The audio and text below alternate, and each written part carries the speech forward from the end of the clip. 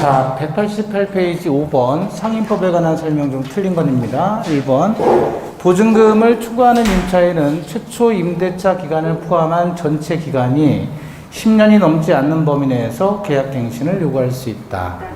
맞죠? 2번 임대차 목적물인 상가 건물을 1년 6개월 이상 영리 목적으로 사용하지 아니한 경우 임대인의 임차인 주소란 신규 임차인이 되려는 자와 임대차 계약 체결을 거절할 수 있다. 그쵸? 3번 임차인이 3기 차임액에 해당하는 금액에 이르도록 차임을 연체한 사실이 있는 경우 임대인은 권리금 회수기의 보호 의무를 부담하지 않는다. 그쵸?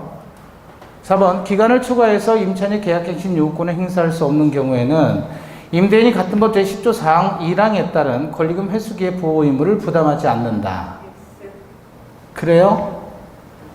어디 가요? 역시 회수 보호 의무를 부담합니다.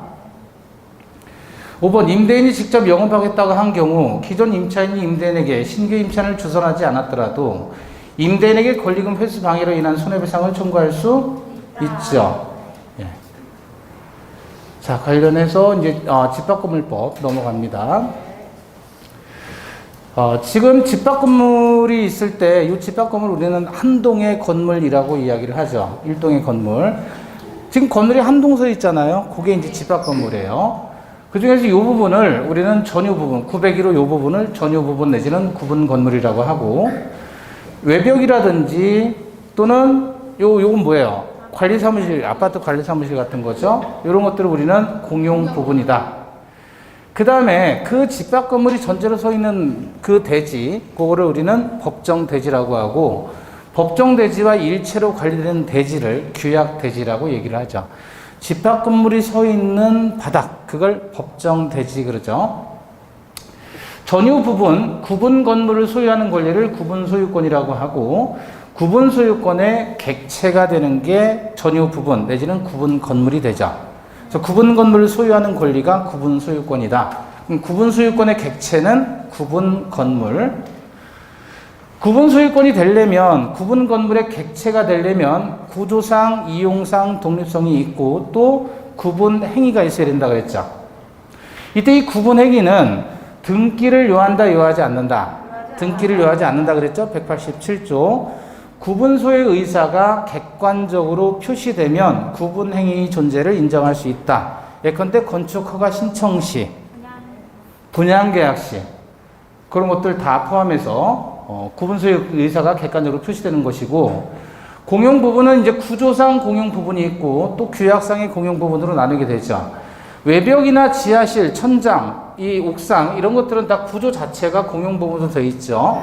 그러나 요거는 사실상 단독 건물로 등기할 수 있는 거예요. 그래서 얘는 규약에 의해서 공용 부분으로 만들었다 그래서 규약상의 공용 부분이라고 하고, 자, 이런 것들이 다 규약상 공용 부분에 해당합니다. 근데 구조상 공용 부분은 등기할 필요가 없죠. 이거를 지하실을, 옥상을, 외벽을 거래하는 사람은 없잖아요. 그죠? 따라서 이건 등기를 요하지 않지만 규약상의 공용 부분은 등기를 요한다. 표제부만 등기합니다. 전부 공용 부분도 있고요. 일부 공용 부분도 있어요. 공용 부분이란 무조건 전부 공용 부분만 있는 건 아니에요. 일부 구분 소유자들만의 공용 부분은 우리는 일부 공용 부분이라고 해요. 지금 이 엘리베이터 같은 경우는 전부 공용 부분에 해당하고 외벽도 전부 공용 부분에 해당하지만, 예를 들어 201호와 202호 사이에 경계가 되는 벽, 요거는 얘들만의 일부 공용 부분이 되죠. 자, 그래서 전부 공용 부분은 구분 소유자 전원의 공유이고 일부 공용 부분은 일부 구분 소유자들만의 공유입니다.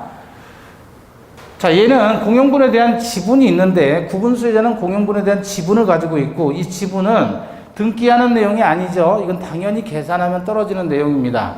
그 지분은 어떻게 결정돼요? 전유 부분의 면적 비율로 결정이 된다.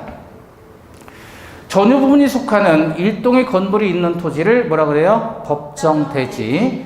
법정 대지와 일체로 관리된 대지를 규약 대지라고 하죠. 자, 대지 사용권이라는 게 있는데 갑소유 토지상에 갑소유 건물이 있어요. 그러면 갑은 지금 현재 건물을 소유하는데 땅을 이용하는 권리가 어떤 권리가 있는 거예요? 소유권을 가지고 있는 거죠. 자기 땅에 자기가 가지고 있는 권리는 소유권이다. 그래서 토지에 대한 소유권이 있기 때문에 그 토지를 이용할 수 있잖아요. 근데 이 건물이 또 갑소유 토지가 있는데 이 건물이 을 소유 건물이에요. 그럼 을은 그 토지를 이용하는 권리가 있어야 되겠죠? 그럼 남의 토지를 이용하는 권리로서 이건 어떤 게 있어요? 예를 들어 지상권이나 임차권과 같은 권리가 있죠. 자, 그런데 이게 기본 개념이고 대지 사용권의 기본 개념이고 건물이 네 사람으로 쪼개져요. 네 개로 구분 건물이 돼버려요. 그러면 하나의 소유권도 네 개로 쪼개야 되겠죠. 그럼 이건 대지권이 소유권에 해당하는 경우에 해당하고 또 옆에 그림을 보시면 이것도 건물이 네 개로 쪼개지면 그 구분 소유자 4명이 각각 지상권이나 임차권을 4개로 쪼개서 가지고 있어야 될 거 아니에요. 이게 대지 사용권이다. 고로 대지 사용권이 소유권이라는 말은 구분 소유자가 땅을 지분으로 소유한다는 뜻이고 대지 사용권이 지상권이나 임차권이라는 말은 건물 소유자인 구분 소유자가 지상권이나 임차권을 즉 남의 땅을 빌려서 지분의 형태로 쪼개서 가지고 있는 것이 지상권이나 임차권의 대지권이에요. 요컨대 대지권이 소유권이라는 말은 대지사용권이 소유권이라는 말은 구분 소유자가 땅을 소유한다는 뜻이고 대지사용권이 지상권이나 임차권이라는 말은 구분 소유자가 남의 땅을 빌려 쓰고 있다 그런 뜻이에요. 자, 이 대지사용권은 지분으로 표시한다 그랬죠. 자, 그러면 190페이지 1번 건물의 구분 소유에 관한 설명 중에 틀린 것 1번 구분된 건물 부분의 구분 소유권은 원칙적으로 건물 전체가 완성되어 당해 건물에 관한 건축물 대장에 구분 건물로 등록된 시점에 성립한다. X죠. 구분 소유의 의사가 객관적으로 표시되면 구분 소유권이 성립합니다. 등록 시점이 아닙니다. 2번 구분 건물이 물리적으로 완성되기 전에 건축허가 신청 등을 통해서 구분 의사가 객관적으로 표시되면 구분행위의 존재를 인정할 수 있다. 그렇죠. 3번 구분 소유권 및 대지 사용권의 범위나 내용의 변동을 일으키는 공용부분 변경에 관한 사항은 관리한 집회에서 구분 소유자 및 의결권의 각 5분의 4 이상 결의로서 결정할 수 있다. 원래 변경, 공용분에 대한 변경은 3분의 2의 정족수가 필요합니다. 그런데 이렇게 구분 소유권의 내용의 변경을 가하는 변경행위, 구분 소유권의 내용을 변경하는 변경행위에 대해서는 즉 수직, 증개축, 리모델링 같은 경우에요. 이런 경우라면 5분의 4의 결의 요건이 필요하죠. 4번 건물의 시공자가 전유 부분에 대해서 구분 소유자에게 지는 담보 책임의 존속기간은 구분 소유자가 대에게 인도한 날부터 기산한다. 자, 전유 부분에 하자가 생겼으면 하자 보수를 청구해야 될 거 아니에요? 그게 바로 담보 책임인데 언제부터 기산한다? 인도 시부터. 전유 부분에 대한 분. 근데 공용 부분에 하자가 생길 수도 있죠. 그럼 언제부터? 사용 승인일부터 기산한다는 거예요. 사용 승인일부터. 공용 부분은. 그러나 전유 부분을 인도하는 시점은 전유 부분 다 다르잖아요. 사람마다. 그 인도시부터 기산한다 그거죠. 5번 분양자 측의 사정으로 전유 부분에 대한 소유권 이전 등기만 격려되고 대지 지분에 대해서는 아직 소유권 이전 등기를 격려받지 못한 매수인은 매매 계약의 효력으로서 전유 부분의 소유를 위해서 건물 대지를 점유 사용할 권리가 있다.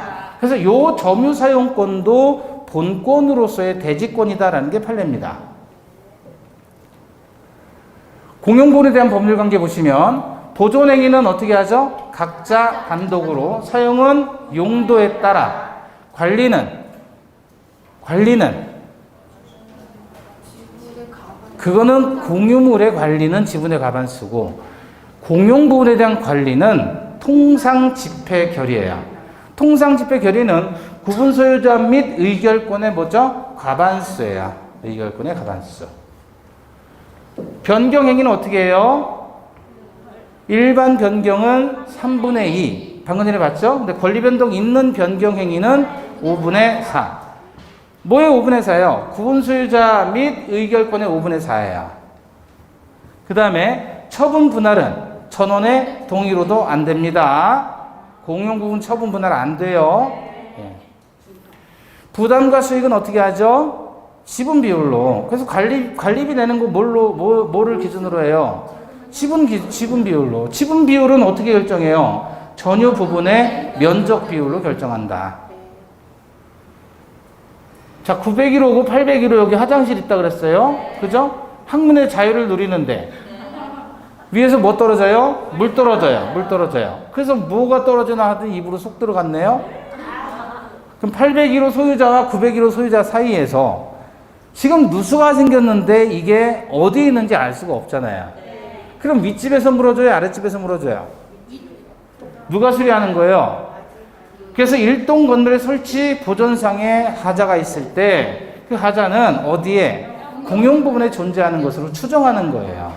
그러면 일단 물이 떨어지면 물 떨어지는 원인을 찾아야 되는 거예요. 그래서 그게 이 사람의 전유 부분이냐 아니면 이쪽의 전유 부분이냐. 그러면 전유 부분에 문제가 생겼으면 전유 부분 문제 있는 곳이 수리를 해야 되는 건데 어디에 하자가 있는지를 알 수 없다 그러면 일단은 공용 부분에 존재하는 것으로 추정하겠다 그겁니다.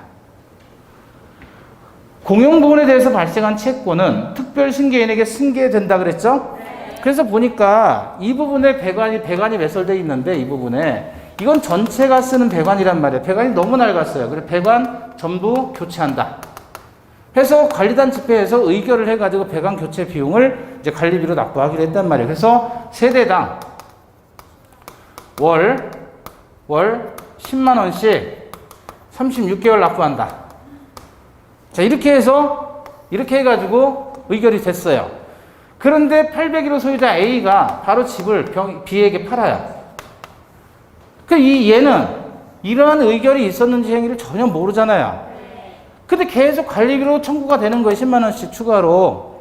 이거 배관 교체 비용으로서 관리비 10만 원, 기존 관리비 10만 원 추가해가지고 계속 나오니까 얘는 나는 그 결의에 찬성한 적이 없다. 못 내겠다라고 하면 된다, 안 된다? 그게 뭐냐면 공용분에 대해서 발생한 채권은 특별 승계인에게 승계된다라는 규정 때문에 그래요. 그럼 얘는 욕해요, 욕 안 해요? 그래서 몇 조? 18조에 나와 있다. 집합금리 18조. 아시겠죠? 네. 자, 191페이지 3번입니다. 집합건물법에 대한 설명 중 틀린 옳은 것. 1번. 구분 수유자는 규약으로 달리 정한 때에도 대지 사용권을 전유분과 분리 처분할 수 없다. 규약으로 달리 정하면 분리 처분할 수 있는 겁니다. 규약으로 달리 정하지 않았을 때 원칙적으로 분리 처분할 수 없는 것이고 규약으로 정하면 규약에 따라가면 되는 거고. 2번. 전유 부분에 대한 처분이나 압류 등의 효력은 특별한 사정이 없는 한 대지권에 미친다. 그거죠. 미친다. 일체성 때문에 그래요. 3번. 공용구분 변경에 관한 사항은 관리단 집회에서 구분 수유자 및 의결권의 4분의 3 이상의 결의로 결정한다. 틀렸죠? 변경은 어떻게 해요? 3분의 2 일반 변경. 근데 권리 변동 있는 공용분의 변경은 5분의 4. 4번. 구분 소유권 및 대지 사용권의 범위나 내용의 변동을 일으키는 공용구분 변경에 관한 사항. 이게 바로 권리 변동 있는 경우죠. 이것은 5분의 4. 5번. 공용분의 사용과 비용 부담은 지분 비율에 따른다.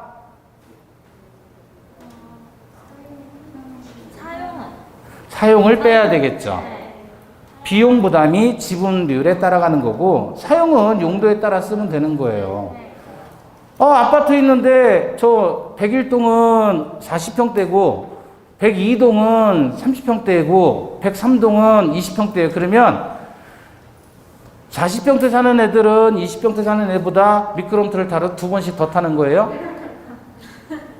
사용을 지분 비율에 따르면 그렇게 하란 말이에요. 그죠? 그럼 20평 사는 사람이 엘리베이터 한 번 타면 40평 타는 사람은 엘리베이터 2번 타야 되는 거예요. 무조건. 올라갔다 내렸다 올라갔다 내렸다. 사용은 지분 비율에 따르지 않습니다. 자, 일체성이에요. 지금 요게 이제 갑이라는 사람이 전유 부분을 을에게 팔았단 말이에요. 그러면 등기를 보면 집합건물의 등기부는 일동 건물 전체의 표제부가 나와요. 그리고 대지권의 목적인 토지 표시가 나오고 두 번째로 전유 부분의 표제부가 있는데 전유 부분의 표제부는 이거는 일동 건물 전체 모양새를 내는 거고 요거는 전유 부분만을 얘기하는 거예요. 요만큼만을. 그리고 이 구분 소유자가 가지고 있는 땅에 대한 이 땅에 대한 지분, 그걸 대지권이라고 하죠. 그걸 표시해 주는 겁니다. 그러면 갑구에 보면 예를 들어 순위 번호 3번에 소유권 이전 갑인데 얘가 지금 을에게 소유권 이전을 해줬잖아요. 그럼 이렇게 소유권 이전 등기를 하게 되면 이 땅에 이만큼의 대지권이 얘한테 온다는 뜻이에요.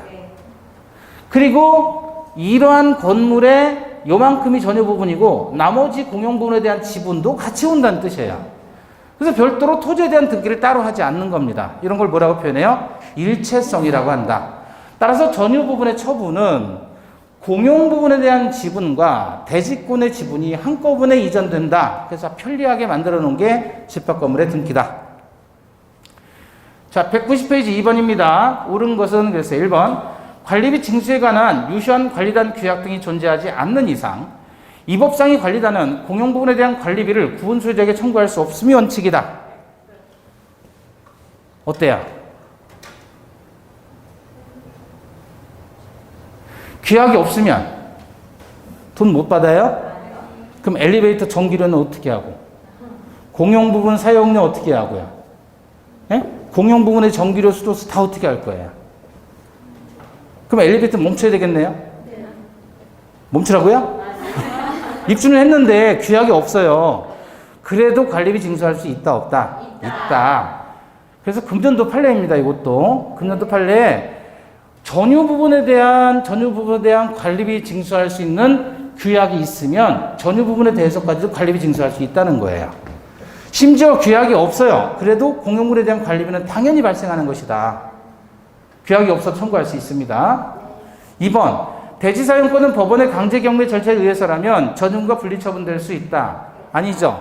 규약에 달리 정함이 있다면 규약에 따라서 분리 처분할 수 있지만 원칙적으로는 경매에 의하더라도 또 법원의 결정에 의하더라도 분리 처분되지 않습니다. 그게 일체성이에요. 분리 처분될 수 없습니다. 원칙적으로.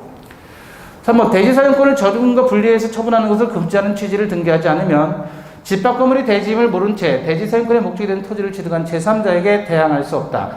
그래서 이 제3자는 선의의 제3자인데 거기서 말하는 선의는 분리 처분을 모른다는 뜻이 아니라 집합 건물의 대지라는 것을 모른다라는 뜻의 선의입니다. 이것도 우리 판례예요. 4번. 주거용 집합 건물을 철거하고 상가용 집합 건물을 신축하기로 한 재건축 결의는 원칙적으로 허용됩니다. 5번. 전 구분 소유자의 특별 승계인은 체납당 공용 부분의 관리비와 연체료를 승계한다. 틀렸죠? 공용분에 대해서 발생한 채권은 특별 승계인이 승계된다 그랬을 때 그 채권은 관리비 채권이 승계가 되는데 그것도 공용 부분에 대한 관리비는 승계가 되지만 전유 부분에 대한 체납 관리비는 승계돼요, 승계 안 돼요? 안 돼요. 이거는 구분 소유자 개인의 채무니까. 그래서 공용 부분에 대한 체납 관리비만이 승계된다라고 보는 거예요. 그러면 체납관리비의 연체료는 어떻게 되나요? 연체료는 이것도 승계되지 않습니다. 이거는 개인의 손해배상 채무이기 때문에 그것까지 승계시킬 필요는 없다. 그래서 오로지 공용 부분에 대해서 발생한 관리비만 승계되지요. 이렇게. 공용 부분만 승계되지요. 이렇게. 동그라미가 많잖아요. 공용 부분 승계. 아시겠죠? 네. 그래서 연체료는 빠져야 됩니다. 자, 구분 소유자의 의무입니다. 보존에 해로운 행위, 기타 관리 및 사용에 어긋나는 행위를 금지한다. 주거 외의 용도 사용 및 내부벽 철거, 파손, 증개축 행위는 금지된다. 뭐 당연한 거고요. 그럼 이렇게 의무 위반자에 대한 조치는 크게 4가지가 있다. 공익에 반한 행위 정지 청구, 그 다음에 전유 부분의 사용 금지 청구, 또 경매 청구. 근데 그 구분 소유자는 아닌데 그 점유자예요. 점유자, 임차인. 아파트에 세 들어가는 세입자 임차인 때문에 도저히 공동의 이익에 해로운 행위를 했다. 도저히 살 수가 없다. 허구한 날 경찰 부르고 두드러 패고 부시고 시끄럽고, 예? 허구한 날 엘리베이터에서 오줌 누고 똥 싸고 개가 그런 거 많잖아요. 그죠? 저기 수분공원 같은 데나 주한 시민공원 같은 데 가봐요. 아주 개치름 내가 장난이 아니에요. 그냥 왜 다 와서 거기서 오줌을 싸는지 몰라. 못 다니겠어요. 공익에 반하는 행위 정치 청구예요. 자, 그러면 이렇게 의무 위반자에 대한 조치인데 요 3가지는요. 전유 부분 사용 금지나 경매 청구나 세입자인데 임차인이 주택임대차 보호법상의 대항력이 있든 없든 이렇게 의무 위반이 지속이 되면 바로 임대차 계약을 해지하고 내보내버릴 수 있단 말이에요. 관리단에서. 이게 아주 무서운 거란 말이에요, 이거는. 개인의 전유 부분인데 자기가 분양받은 집인데 자기가 사용을 못하도록 하는 거예요. 너는 여기서 살지 말라는 거예요. 공동의 이익이 해로우니까. 사용을 못하도록 하는 거예요. 그리고 아예 경매까지 청구해버려요. 네? 네. 그러면 이거는 개인의 소유권에 대한 제한이 심각하잖아요. 개인 권리에 제한이 심각하니까 요거는 일단 이런 건 누가 하냐면 아무나 하는 게 아니라 관리인이나 관리단 집회 결의에 의해서 지정된 구분 소유자가 청구하는 겁니다. 근데 아무나 가서 옆집이 가서 이렇게 하지 말고 관리인에게 얘기를 하거나 결의에 의해서 지정된 구분 소유자. 이 사람이 다 이걸 중지 청구할 수 있는데 공익에 반하는 행위를 하지 마시오라고 하는 건 통상 결의로 하면 돼요. 통상 결의로. 그러니까 과반수예요. 구분 소유자 및 과반수 의결로 가능합니다. 근데 얘는 반드시 4분의 3 이상의 결의가 있어야 돼요. 그래야 이렇게 강하게 나올 수 있다. 그리고 이거는 재판상 재판 외로 해도 돼요. 그러니까 가서 하지 마세요라고 주의를 주거나 뭐 벽돌을 붙이거나 이렇게 하면 됩니다. 공익에 반하는 행위를 정지하도록 하는 거는 재판 안 걸어도 되는데 요거는 반드시 재판상으로 해야 된다. 아무나 가서 구분 소유자가 가서 하는 게 아니라 그랬죠. 그러면 윗집에서 층간소음이 너무 심해요. 싸움을 하는지 애들이 뛰노는지 축제를 하는지 모르겠어요. 근데 너무 시끄러운 거예요, 아래서. 그러면 바로 올라가서 싸우면 된다, 안 된다? 어떻게 해요? 관리사무실에서 얘기할 수 있도록 해주는 거예요. 아시겠죠? 승질난다고 쫓아가면 돼요, 안 돼요? 자, 193페이지 9번입니다. 의무 위반자에 대한 조치에 관한 기술에서 틀린 거죠, 1번. 구분 소유자가 공동의 이익에 반하는 행위를 하는 경우, 이게 반공익 행위 정지 청구죠? 관리인 또는 집회 결의로 지정된 구분 소유자는 행위의 정지, 결과의 제거 또는 예방에 필요한 조치를 청구할 것을 청구할 수 있다. 맞고 2번 위 1의 청구를 위해서 소송을 제기하는 경우에 구분 소유자 및 의결권의 각 4분의 3 이상의 결의를 거쳐야 된다. 반공익 행위의 정지 청구는 과반수 결의로 간다 그랬습니다. 3번 사용금지 청구는 반드시 소로서 해야 되며 미린 구분 소유자 및 의결권의 4분의 3 이상의 결의를 거쳐야 한다. 맞고요. 4번 규약상의 의무 위반 행위를 함으로써 공동생활의 유지가 심히 곤란하게 될 때 관리인 또는 집회 결의에 의해서 지정된 구분 소유자는 법원에 경매를 명할 것을 청구할 수 있다. 주로 실제로 경매 나오는 사례는 어떤 경우냐면 관리비 체납하는 경우. 아파트는 주거용 집합 건물에서는 별 그런 거 많지 않아요. 거의가 없는데 상가에서는 그게 많아요. 의외로. 관리비를 체납하면 그게 다른 구분 소유자들이 땜빵을 해줘야 되는 거 아니에요. 그죠? 한 사람이 빵꾸를 내면 다른 사람들이 모아가지고 그걸 내지 않으면 전기 끊기고 뭘 끊긴단 말이에요. 그죠? 그러니까 그런 것들은 남한테 피해를 주는 거니까 특히 상가 같은 경우에 경매가 많이 나와요. 그러니까 상가는 관리비가 또 많잖아요. 월세에 보금가는 관리비를 내는 경우도 있고 오히려 관리비가 월세보다 더 센 경우도 있어요. 대표적으로 여기 옆에 유명철 어학원 있는 저거 뭐죠 저거? 거기가 관리비가 그렇게 세요. 월세보다 더 센 경우도 있어요. 네.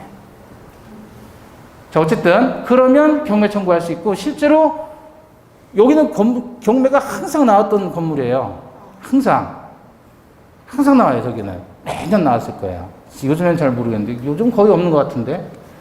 자, 그 다음에 5번 임차인이 규약상 의무 위반 행위를 함으로써 공동생활 유지가 심히 곤란한 경우 관리인 또는 관리단 집회 결의에 의해서 지정된 구분 소유자는 임대차 계약의 해제 및 전유 부분의 인도를 청구할 수 있다. 그렇죠? 임차인인 경우 전유 부분의 인도 청구할 수 있다. 자, 관리단입니다. 관리단은 구분 소유자 전원으로 구성된 당연 설립 단체다. 그래서 이 관리단은 눈에 보여요, 안 보여요? 안 보여요. 그리고 되게 이게 문제가 많은 게 구분 소유자 전원으로 구성된 당연 설립 단체라는 이거는 사실상 이론에 불과한 거예요. 왜냐하면 아파트를 분양했을 때 그게 100% 구분 소유자가 들어가는 게 아니잖아요. 세 주는 사람도 있고 하잖아요. 거기 세 들어간 사람은 관리단의 구성원이 못 되는 거예요. 근데 그 집주인은 저기 다른 나라에 살고 있어요. 미국에. 예? 그래서 월세 받으려고 그냥 이렇게 분양받아서 내놓는 거란 말이에요. 그럼 그 사람을 불러가지고 집회 결의해라 그러면 그 사람이 와요? 안 오잖아요. 아무 쓸모없는 건데 하여튼 이론은 그렇단 말이에요. 그러면 이 관리단은 눈에 보이지 않습니다. 그래서 그 관리단은 눈에 보이지 않고 마음속에 있는 그냥 당연 설립 단체예요. 일정한 조직 행위를 거쳐야 된다 그러면 틀립니다. 그래서 이건 이론상의 단체이고 그 이론상의 단체가 실제로 보이는 모습은 관리단 집회를 통해서 보이는 거예요. 그럼 그 관리단을 운영할 수 있는 대표자가 있어야 되죠. 그게 관리인입니다. 대외적으로는 업무에 대한 대표권이 있고요. 대내적으로 건물 관리권이 있단 말이에요. 그렇죠? 그럼 이 관리인은 공용 부분을 관리하는 거예요? 전유 부분 관리하는 거예요? 공용 부분을 관리하지 전유 부분을 왜 관리해? 지가 뭔데? 그죠? 네. 그럼 관리인의 권한은 대외적으로 대표한다. 이거 뭘 대표하겠어요? 자, 경비업체를 섭외한다. 그러면 경비업체를 섭외하려면 경비업체 여러 군데가 있는데 그 중에서 하나를 선택해가지고 걔하고 계약을 체결해야 될 거 아니에요. 누가? 얘가 하는 거예요. 대외적 대표권. 정화조 청소한다. 예? 그다음 소독한다. 지하실 청소한다. 이런 거 다 외주 발주주는 거 아니에요. 그죠? 그런 거 대표하는 거예요. 그러니 이 생기는 게 얼마나 많느냐 이거예요. 그죠? 생기는 게 많죠. 제가 한 번 예전에 이제 관리인이 됐어요. 입주자 대표회 회장 후보로 나갔는데 10명이 했는데 제가 당선이 됐어요. 아파트 5,000세대인데 옛날에 근데 갑자기 일요일인데 누가 막 초인종을 막 눌러요. 그랬더니 왜 누구세요? 그랬더니 막 문 열어달라는 거예요. 그래서 들어오셔요. 그리고 앉혔는데 이만한 서류를 막 주면서 이거 하자보수 업체인데 저희가 잘할 수 있다고 저한테 일만 주십시오. 그러더니 저희가 20%까지는 떼어드릴 수 있습니다. 이러는 거예요. 됐어요. 예? 20% 받으면 좋은데 제가 그거 받으려고 한 건 아니잖아요. 저는 그때 논문 쓰려고 준비하려고 실무가 어떤가 이렇게 해보려고 했는데 그랬더니 또 떨어진 두 번째 인간이 저한테 찾아온 거예요. 그래서 자기가 이걸 꼭 해야 된다고 자기는 건물 관리 유지보수 관리 업체 거기에 전무로 있다는 거예요. 자기가. 그래서 나한테 부정선거한 거 아니냐고. 너가 부동산 많이 아니까 이렇게 개소리를 하고 있어요. 그래서 승질 나가지고 나 때려친다 그러고 안 해버렸어요. 그랬더니 매달 뭐가 그렇게 많아요. 방역한다 그러고 지하도 청소는 매달 하는 것 같아요. 저수조 청소 이런 거. 일단 많아요. 그래서 그런 데는 어울리면 안 되겠다 싶더라고요. 심해요. 엄청 심해요. 특히나 요 근처에 있는 소위 도시형 생활주택들 있잖아요. 예? 엄청 심해요. 그런 데는 말도 못해요. 대단지 아파트는 그게 심하지 않아요.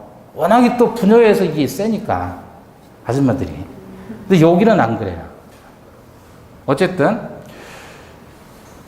구분 소유자가 10명 이상이면 관리인은 무슨 기관이다? 필수 기관이다. 필수 기관.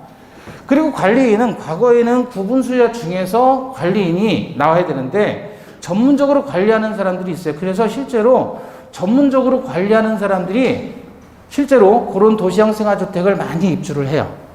실제로. 그리고 그 관리인이 돼요.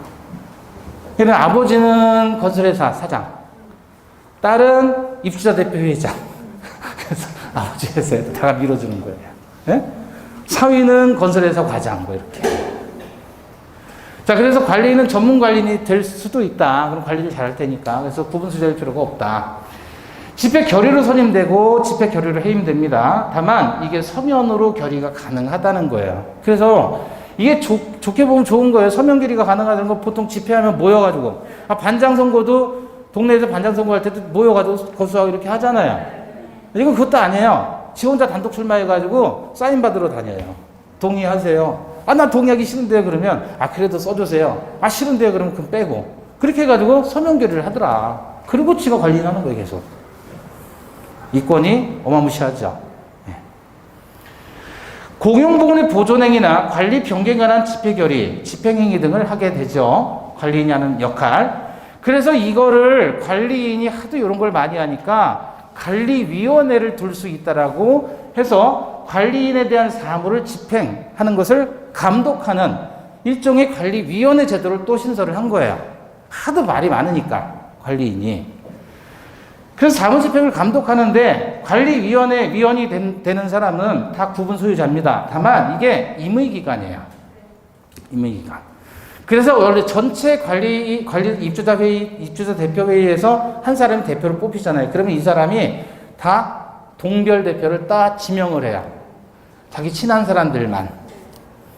그죠? 그리고 이제 한 달에 한 번씩 모여가지고 회식도 하면서 관리비로 쓰고 월급도 받고. 괜찮죠? 집회 결의에 의해서 구분 수자 중에서 선출을 합니다. 다만 이거는 관리인이 친한 사람들, 그래서 말 많은 사람들 하면 다 이렇게 모여요. 관리인은 위원이 될 수 없죠. 당연히 관리인이 위원 되는 건 지가 자기 집행을 감독하겠다는 거니까 말이 안 되잖아요. 그렇죠? 임기는 2년 범위 내에서 규약으로 정한다. 자, 관련해서 192페이지 6번 틀린 것 1번 관리위원회 위원은 구분 소유자 중에서 선출해야 된다. 맞죠? 3번 관리인은 매년 회계연도 종료 후 3개월 이내에 정기관리단 집회를 소집해야 됩니다. 회계연도 종료가 뭐냐면 12월 말까지 결산이 되는 거예요. 그럼 회계연도가 종료되는 거예요. 근데 그게 늦어지면 예를 들어 올해 같은 경우 2022년 12월까지 회계연도를 결산하는 게 2023년 1월이었다. 그러면 그때부터 3월인 거예요. 회계연도 종료 후 3개월. 3번 구분수자 전원 동의로 소집된 관리단 집회는 소집 절차에서 통지하지 않은 사항에 대해서도 결의할 수 있다. 맞아요? 전원의 동의로 소집되면 그래요. 근데 여러분 솔직히 요즘에 아파트 사시는 분들 대부분 다 뭐 관리 입주자 대표회 회장 선거에 출마나 뭐 이런 거 하지도 않지만 관심도 없잖아요. 누가 나오든 투표도 안 하잖아요. 그리고 연락 누가 누르면 문도 안 열어주잖아요. 그런 사람들이 많잖아요. 아파트는 특히 많단 말이에요. 그러니까 어쩔 수 없이 이렇게 되는 거예요. 소집 절차에서 통지하지 않은 사항에 대해서 결의할 수 있다. 다만 전제 조건은 뭐야? 전원의 동의로. 신경 너무 안 쓰니까 사람들이. 근데 신경 써야 되는데. 4번 관리단 집회는 구분 수요자의 5분의 4 이상이 동의하면 소집 절차를 거치지 않고 소집할 수 있다. 그래요? 소집 절차 생략은 전원의 동의가 있어야 됩니다. 5번 분양자와 시공자는 집합 건물의 하자에 대해서 구분 소유자에게 담보 책임을 진다. 그렇죠? 막 벽에 근거하고 안방에 근거하고 장판 찢어지고 막 그런 거 다 있잖아요. 하자가 있으면 당연히 담보 책임 져야 되죠. 자, 관리단 집회입니다. 집회는 정기관리단 집회와 임시관리단 집회로 나눌 수 있고요. 정기관리단 집회는 아까도 봤죠. 회계연도 종료 후 3개월 이내에 관리인이 소집해야 됩니다. 이게 정기관리단 집회고, 임시관리단 집회는 관리인이 필요하다고 인정한 집회 소집할 수 있고요. 그 다음에 구분 소유자 및 의결권의 5분의 1 이상이 청구하면, 주로 어떤 거냐면 그 안에서도 말이에요. A라는 관리인, 대표가 있잖아요. 입주자 대표의 회장이 A인데 떨어진 B가 있어요. B가 또 세력을 구합해요. 그래서 얘를 감시하는 거예요. A를. 이해되셔요? 그 대표적인 게 이제 분여회예요. 분여회. 그러면 여기 단합이 잘 되면 분여회가 여기를 깨버리는 거예요. 그래서 5분의 1 이상이 청구하면 관리인 회의하자 하고 막 들고 일어나는 거예요. 재밌죠? 소집 통지는 일주일 전에 회의의 목적사항을 미리서 명시해야 됩니다. 다만 전원의 동의로 소집 절차는 생략할 수 있다. 그래서 일주일 전에 반드시 해야 된다. 소집 통지는. 의결권을 행사하는데 소집 통지한 사항에 대해서만 의결하는 거예요. 예를 들어서 다음 주 월요일 날 전체 모임이 있습니다. 그럼 주제를 알려줘야 되지. 안건을 알려줘야 될 거 아니야. 그래야 사람들이 생각하고 와서 표결을 할 거 아니에요. 근데 모였으니까 이번 기회에 우리 모이기도 쉽지 않은데 이번 기회에 이런 거 하면 어떻겠습니까? 경비업체 바꿉시다. 뭐 지금 저기는 문제가 돼요. 사실 저한테 뽀찌 많이 안 줍니다. 근데 저 업체는 뽀찌 많이 준다고 하니 그 업체를 바꿉시다. 그럼 여기서 옳소 그러고 오케이 통과. 그러면 안 된다는 얘기예요. 그걸 기습 의결이라고 하니까. 따라서 소집 통지한 사항에 대해서만 의결할 수 있고요. 전유 부분의 면적 비율로 의결권을 행사합니다. 그런데 전유 부분이 아파트를 샀는데 남편과 아내가 2인 명의로 공동 등기할 수도 있나요? 그런 경우에는 둘 중에 한 사람이 의결권을 행사해야 되잖아요. 그 사람을 정해야 됩니다. 이건 강행 규정이에요. 만약에 의결권 행사자를 정하지 않고 의결하면 그 의결은 무효예요. 빼버리는 거 무효표예요. 무효표. 따라서 의결권을 행사할 1인을 정하여야 한다. 자, 관련해서 192페이지 5번 1번 전유 부분이 수인이 공유에 속하는 경우에 공유자는 관련 집회에서 각각 의결권을 행사할 수 있다. 아니라 그랬죠. 각각 하는 게 아니라 의결권을 행사할 1인을 정해야 됩니다. 2번 재건축 비용 분담에 관한 사항을 정하지 아니한 재건축 의뢰는 특별한 사정이 없는 한 무효이다. 여러분 자기 집을 헐고 다시 짓는데 그러면 자기 집을 헐고 다시 지었을 때 얼마가 돈이 들어간지 계산해야 돼? 안 해야 돼요? 개괄적으로 계산을 해야 될 거 아니에요. 개괄적으로 계산을 해야 된단 말이에요. 그걸 계산액이라고 해요. 대략 얼마 들어가는지는 알고서 자기 집을 부시고 다시 짓고 이런 걸 할 거 아니에요. 그죠? 근데 이거는 건물 하나만 자기 집만 하는 게 아니라 다른 사람 집까지도 다 해야 되니까 재건축 비용의 분담에 관한 사항을 정하지 아니하고 재건축 필요하면 무효입니다. 3번 대지 위에 구분 소유권의 목적인 건물이 속하는 일동의 건물이 있을 때 그 대지를 무슨 대지 그래요? 법정 대지. 그 대지의 공유자는 건물이 사용에 필요한 범위 내의 대지에 대해서 분할을 청구하지 못한다. 분할하면 안 되겠죠? 법정 대지니까. 4번 각 공유자는 규약에 달리 정함이 없는 한 지분 비율에 따라 공용 부분의 관리 비용 기타 의무를 부담한다. 맞죠? 5번 집합 건물의 구분 소유권의 특별 승계인이 구분 소유권을 다시 제3자에게 이전하는 경우 자신이 전 구분 소유의 공용 부분에 대한 체납 관리비를 지급할 책임이 있다. 맞죠? 그러면 체납 관리비가 예를 들어 A가 체납 관리비가 200만 원 있었단 말이야. 공용 부분에 대한 체납 관리비가 200만 원이 있었어요. 근데 얘가 B한테 팔았고 B가 C한테 팔았단 말이에요. 그러면 체납 관리비가 특별 승계인에게 승계되는 거죠? 이때 이들 간의 관계는 어떤 관계인가 하냐면 면책적인 채무 인수가 되는 게 아니라 병존적인 인수가 되는 거예요. 그 말은 무슨 말이냐면 얘가 폭탄 돌리게 해가지고 얘한테 체납 관리비 넘기고 그럼 얘는 이제 책임에서 면제된다 그런 뜻이 아니라 이렇게 되면 다 병존적으로 인수하니까 관리단에서는 얘한테 받아도 되고 얘한테 청구해서 받으면 얘가 구상하는 거예요. 폭탄 돌리게 하는 게 아니고. 이해되셨어요? 그래서 전 구분 소유의 공용물에 대한 체납 관리비를 지급할 책임이 있는 거예요. 있지만 그것은 연대해서 책임을 져야 된다. 병존적 채무인수지 면책 채무인수가 아니다. 자, 8번입니다. 관련 집회 의결에 관한 기술이다. 1번. 집회에서 적법하게 결의된 사항은 결의에 반대한 구분 소유자에 대해서도 효력을 미친다. 그쵸? 대통령 지금 뽑는데 반대한 사람에 대해서 효력이 미치는 거예요. 그게 다수결의 원리라는 거예요. 네. 2번. 집회 결의는 구분 소유자의 특별 승계인에 대해서도 효력이 있다. 그쵸? 3번. 전유분의 공유자는 서로 협의해서 공유자 중 1인을 관련 집회에서 의결권을 행사할 자로 정해야 된다. 정해야 됩니다. 4번. 지분이 동등해서 의결권 행사자를 정하지 못할 경우 그 전유 부분의 각 공유자는 지분 비율로 개별적으로 의결권을 행사해야 된다. X. 그래도 정해야 되는 거예요. 그래도 개별적으로 한 게 아니라 한 사람을 정해야 되는데 협의가 안 돼요. 서로 안 하겠대요. 서로 안 하겠대요. 그럼 안 하면 그만이고. 서로 하겠대요.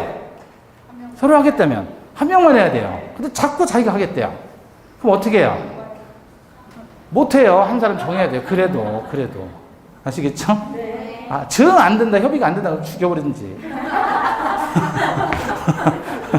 5번. 한 사람이 집합건물 내에서 수개의 구분 건물을 소유한 경우에 그럴 수도 있나요? 네. 여러 채를 살 수도 있죠.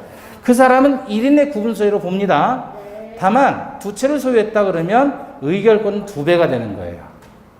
그래서 구분 소유자 및 의결권의 과반수라고 표현하는 거예요. 그냥 과반수가 아니라. 맞습니다. 자, 이제 재건축인데 재건축의 요건 보시면 일단은 훼손, 일부 멸실 했는데 과다한 수선 비용이 소요되더라. 훼손되고 일부 멸실했는데 수선하려니까 돈이 너무 많이 들어요. 그리고 두 번째, 재건축을 하면 효용이 상당히 증가하겠다 라고 했을 때 재건축이 가능한 겁니다. 플러스 5분의 4 이상의 결의가 있어야 된다 그랬죠. 근데 한 단지에 여러 동의 건물을 일괄 재건축한단 말이에요. 그러면 건물마다 5분의 4예요? 아니면 토탈 5분의 4예요? 마다 5분의 4다. 자, 재건축 결의를 합니다. 결의를 하면 집회 소집자는 반대하는 구분 소유자에게 지체 없이 어떻게 해요? 서면으로 최고를 해요. 결의하면 서면 최고예요. 서면 최고. 최고는 방식을 요하지 않는데 여기서는 유일하게 서면 최고입니다. 건물마다 5분의 4다. 최고가 도달하잖아요. 도달하면 도달일로부터 2개월 내에 반대하는 구분 소유자는 회답의 의무가 있습니다. 최고 했으니까 최고 받은 날로부터 2개월 내에 반대하는 구분 소유자는 내가 재건축에 참가하겠다, 참가하지 않겠다라고 회답을 해야 되는데 회답을 하지 않았어요. 2개월 동안. 그러면 참가 거절로 간주합니다. 그럼 그 기간 만료 시로부터 다시 2개월 내에 찬성한 각 구분 소유자나 또는 참가 회답한 구분 소유자나 또는 위 사람의 전원 합의로 매수하도록 지정된 자가 시가 매도 청구권을 행사할 수 있어요. 대지사용권과 구분 소유권을 시가로 팔라라고 매도 청구권을 행사하는데 이건 무슨 권이에요? 청구권이 아니라 형성권입니다. 일방적으로 하는 거예요. 그러면 무조건 팔아야 돼요.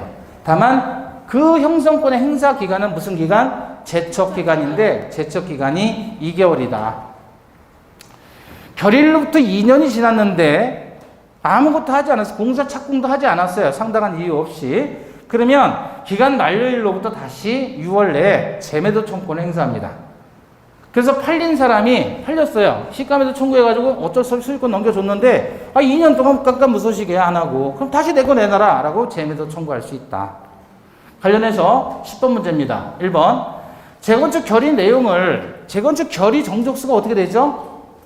5분의 4였죠. 그 결의 내용을 변경하는 건 어떻게 되겠느냐? 이건 전원합의체 판결입니다. 결의 내용 결의하는 것도 5분의 4지만 결의의 변경도 5분의 4다라는 게 우리 판례예요. 그런데 서면 결의로도 할 수 있습니다. 그러니까 재건축 결의를 하는 것도 5분의 4고요. 결의한 내용을 변경하는 건 법에 규정이 없는데 그것도 5분의 4예요. 5분의 4. 이건 우리 판례가 5분의 4로 인정을 합니다. 다만 서면 결의도 가능합니다. 2번 주거용 집합 건물을 철거하고 상가용 집합 건물을 신축하는 것과 같이 건물의 용도를 변경하는 형태의 재건축 결의도 허용됩니다. 3번 재건축 비용의 분담에 관한 사항을 정하지 아니한 재건축 결의는 무효라 그랬죠? 그 다음에 4번 하나의 단지 내에 있는 여러 개 건물 전부를 일괄 재건축하는 경우 정족수가 충족된 일부 건물의 구분소유 중 재건축 결의에 찬성하지 아니한 구분소유자에 대해서 먼저 매도 청구권을 행사할 수 있다. 그렇죠? 5번 건물 가격 2분의 1 이하에 해당하는 건물 본이 멸실됐을 경우에 각 구분 소유자는 멸실한 공용 부분과 자기의 전유 부분을 복구할 수 있다. 자, 그래서 재건축과 관련된 문제를 봤고요. 우리 잠시 쉬었다가 가등기 담보 등에 관한 법률을 보겠습니다.